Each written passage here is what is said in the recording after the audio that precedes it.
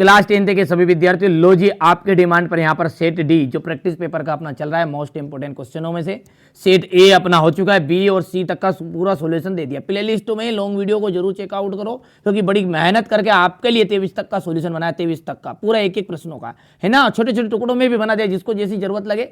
हमारे बच्चों को कोई तकलीफ नहीं होनी चाहिए, बस सीधी सी बात है, उनके लिए यहाँ पर मेहनत कर रहे हैं अपन। तो चलिए तो बिना किसी देरी के शुरू करते हैं। तो यदि यह द्विघात बहुपद है a x square plus b x plus c के शून्यकों का योगफल कितना होगा। देखो योगफल होता है माइनस का बी बटाए, गुणनफल होता है सी बटाए, ध्यान रखना, ठीक है। इसका 10वां पद, तो 10वां पद देखो पहले तो यहाँ पर ए बराबरी पे 10 हो गया है, डी का मान हो गया 7 में से 10 घटा माइनस का 3, और जब 10वां पद निकालोगे ये सॉल्यूशन रहा तो माइनस का 17 आ जाएगा। पेड़ की छाया उसकी ऊंचाई के बराबर है। देखो दोनों चीज बराबर होती है यानी कि एक आंसर है, और एक का मतलब होता है 10 45, तो 45 डिग्री का उन्नयन कोण है, ठीक है भैया।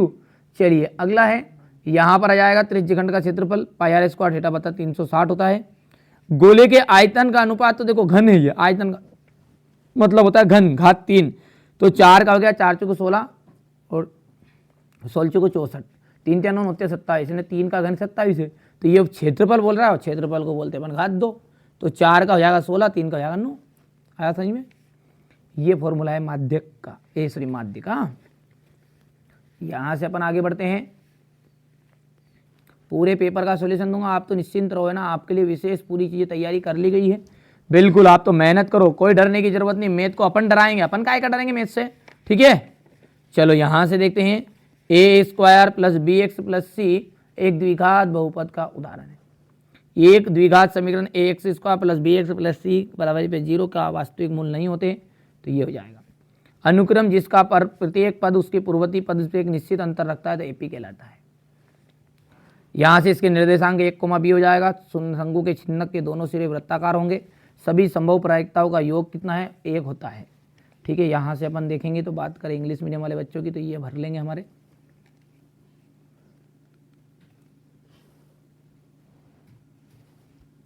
परिमेय और अपरिमेय संख्याएं, परिमेय और अपरिमेय दोनों संख्याओं को जब रखा जाता है तो वो होती है वास्तविक संख्याएं। वास्तविक अगर धनात्मक होता है तो मूल आपके वास्तविक होते हैं। आधारभूत समानुपातिकता, ठीक है, आधारभूत समानुपातिकता, ये हो जाएगा थेल्स प्रमेय। साइन थीटा, साइन का जो मान होता है वो होता है लाल बटा कक्का, ये हो गया लाल बटा कक्का, यानी लंब बटा कर्ण। साइन का पहला है, दूसरा कोस का है, तीसरा टेन का है, तो ये ट्रिक याद रखेगा, लाल बटा कक्का, ठीक है। चलिए साइन का हो जाएगा ये कौन सा, चौथा। टेन 60 डिग्री, टेन जो है 60 डिग्री, इसका जो मान होता है वो किसके बराबर होता है, ठीक है, तो ये हो जाएगा आपका कर्णी 3,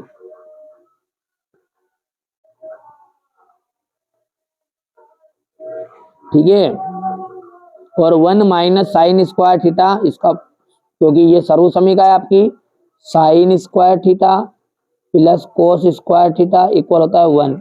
अब मैं कहूं कि ये साइन को उधर ले जाऊंगा मैं, तो कोस स्क्वायर थीटा इक्वल हो जाएगा 1 माइनस साइन स्क्वायर थीटा, तो यही तो है, तो ये हो गया आपका छठा। कर लोगे भैया, अच्छे से करो, मैंने बताया ना आपको पहले ही शुरुआत में ही, अच्छे से मेहनत करो आप। ये है आपका क्वेश्चन नंबर 3, ठीक है, हो गया। एक वाक्य में उत्तर है 4 एवं 5 का महत्तम समापवर्ती, इसका एचसीएफ कितना होगा, तो 4 को आप जब तोड़ोगे तो 2 गुणित 2 आ जाएगा, 5 को जब जोड़ोगे तो 5 गुणित 1 आएगा। अब भैया जो दोनों में हो वो आपका एचसीएफ होगा, और छोटा हो तो दोनों में कुछ भी नहीं दिख रहा तो 1 1 रहेगा, इसलिए इसका एचसीएफ 1 निकल कर आ जाएगा। समांतर श्रेणी जो है उसका व्यापक रूप है, ये a, a plus minus 1d, a plus minus 2d, a plus minus 3d, ये श्रृंखला बार डे चलती रहेगी। कौन से त्रिभुज सदैव समरूप होते हैं, तो समबाहु त्रिभुज।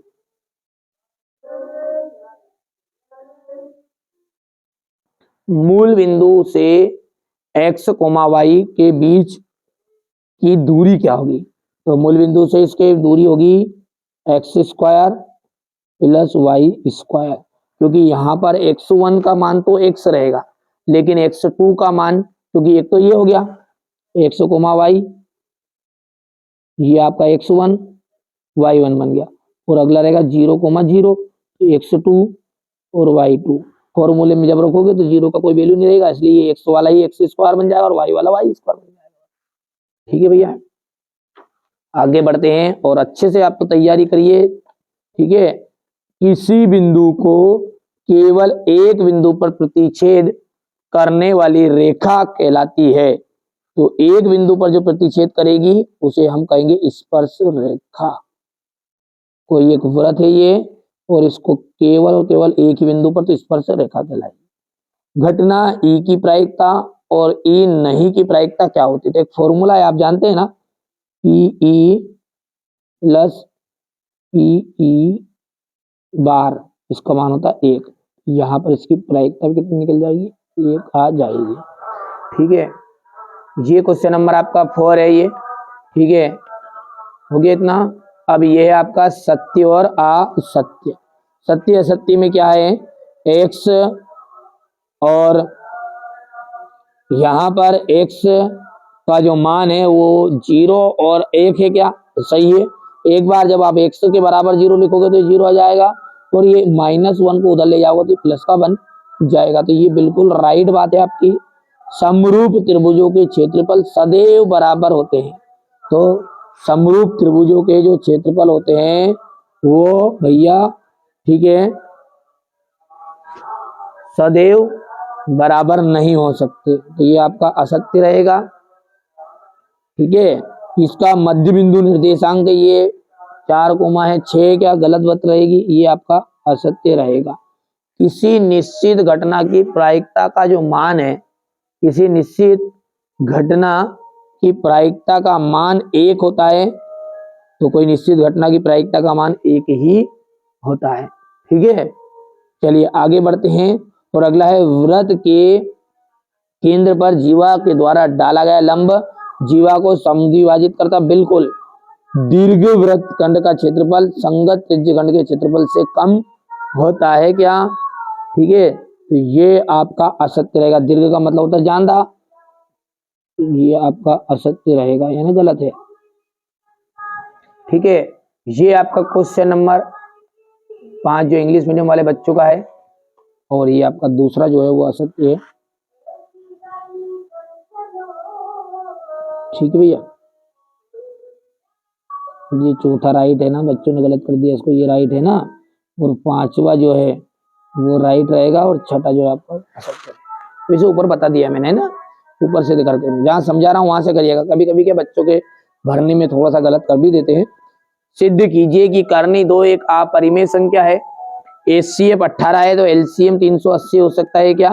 कारण बताइए। ठीक है, संख्याएं 4n पर विचार कीजिए, जहां n एक प्राकृत संख्या है। जांच कीजिए कि n का कोई ऐसा मान है जो 4n अंक के लिए शून्य पर समाप्त होता है। दर्शाइए 5 करनी 3 माइनस करनी 3 एक अपरिमेय संख्या है। क्वेश्चन नंबर 18 देखिए, 8 देख लीजिएगा। एक द्विघात बहुपद ज्ञात करना जिसके शून्यकों का योग और गुणनफल क्रमशः इतना इतना है। यहां से देख लीजिएगा, बहुपद द्विघात बहुपद है 3x² माइनस x माइनस 4 के शून्य को ज्ञात कीजिए। ठीक है, इसके बाद में अपन बात करें आगे की, तो यहां से आपका ये क्वेश्चन नंबर 9 का अथवा वाला है। ये क्वेश्चन नंबर 10 देखिएगा। 5 संतरे हैं, 3 सेबों का जो मूल्य है 35 रुपये है। विलोपन विधि का प्रयोग करके निम्न रेखिक समीकरण युग्म हल कीजिए। जांच कीजिए कि क्या निम्न द्विघात समीकरण है। ये आपका क्वेश्चन नंबर 12 है। ठीक है, चलिए इसके बाद में है क्वेश्चन नंबर 13 संलग्न आकृति। ठीक है, यहां से देख लीजिएगा। क्वेश्चन नंबर ये आपका 14 है ये। ठीक है, 14 हो गया है। ठीक है, ये आपका क्वेश्चन नंबर 15 है। ये आपका क्वेश्चन नंबर 15 है। 52 पत्तों को अच्छी तरह प्रकार से फेंटी गई गड्डी में से एक पत्ता आपको निकालना है। एक फेस कार्ड अर्थात तस्वीर वाले पत्ते की प्रायिकता ज्ञात कीजिए। यदि P इक्वल है 0.06 तो P नहीं की प्रायिकता होगी। ठीक है, यहां से ये क्वेश्चन नंबर आपका 17 है, हो गया। और ये आपका यहां से प्रारंभिक घटना को परिभाषित करिए। क्वेश्चन नंबर 18 है। एक मीनार के पाद बिंदु से भवन के शिखर का उन्नयन कोण जो है वो 30 डिग्री है। ठीक है, यहां से बढ़िया से आपको कंप्लीट करिए। हमारा जो उद्देश्य वो यही है, पर में कर लीजिएगा भाई, बहुत ही ज्यादा ये 100% आ रही है और आएगी ही सही। ठीक है, मैं जितना बता रहा हूं उतना आप कंप्लीट करो, अलग से भले ही पढ़ाई करो। मैंने आपको पहले ही बता दिया है, कई वीडियो में बोला है कि आप क्या करिए, आपके मेरे पे भरोसा मत करिए, आपके स्कूल के टीचर होंगे या जहां भी आप कोचिंग पढ़ रहे हैं, इस कोचिंग वाले सर को जरूर बता दीजिएगा। ये यदि वो बता दें आपके सर कि ये इम्पोर्टेंट नहीं है और नहीं आएंगे, तो आप इसमें से मत पढ़िएगा। मैं खुद ही कह रहा हूं, मत पढ़िए फिर, क्योंकि मुझसे ज्यादा भरोसा आपको उन पर होना चाहिए और उनकी बातों पर आपको भरोसा नहीं तो बिल्कुल आप जीवन में कभी भी सफलता प्राप्त नहीं करोगे। यदि वो आपको गलत भी बता रहे हैं और उन पर भरोसा है, ठीक है, आपको को उन पर भरोसा है, तो वो गलत भी आपके लिए सही दिशा बन जाएगी, ये मेरी गारंटी है। ठीक है, तो उनको जरूर बताइएगा कि ये प्रश्न आएंगे या नहीं आएंगे।